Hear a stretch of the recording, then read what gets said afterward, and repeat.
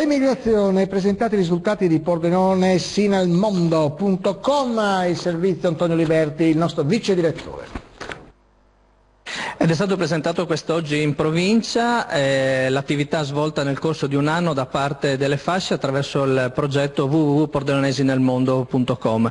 È una piattaforma nella quale sono iscritti tantissimi pordenonesi sparsi per il mondo, ma per cercare di capire i contenuti ne parliamo con Michele Bernardon, segretario delle fasce. Innanzitutto, ad un anno di distanza dalla partenza di questo portale, quali sono i risultati ottenuti? Ecco, possiamo dire che sono stati ottenuti i primi risultati che erano tesi, superato la soglia dei primi 100 iscritti, che era un po' l'obiettivo che ci eravamo dati, perché il portale era poco conosciuto, abbiamo cercato di pubblicizzarlo e effettivamente stiamo vedendo adesso che c'è una richiesta di iscrizione regolare di una decina di nuovi membri al mese, per cui ci fa ben sperare per il futuro.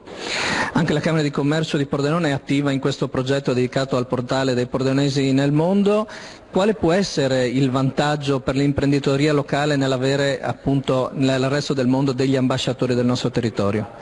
Direi che è una bella iniziativa, l'abbiamo sostenuta, direi con convinzione, ma proprio perché riteniamo che anche per la Camera di Commercio e per gli imprenditori possa essere un valore aggiunto.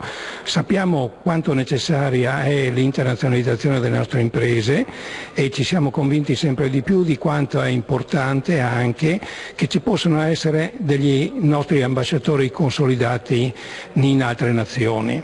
E questi sono certamente i nostri migranti, magari non quelli di primissima generazione, ma proprio quelli che, quindi i figli degli emigranti, che lì hanno trovato modo di potersi esprimere, di diventare anche delle eccellenze, sia nei campi economici che anche in quelli culturali, come anche scientifici e di ricerca, che poi sono quelli che Camera di Commercio ricerca nel momento in cui deve accompagnare le imprese in quei territori.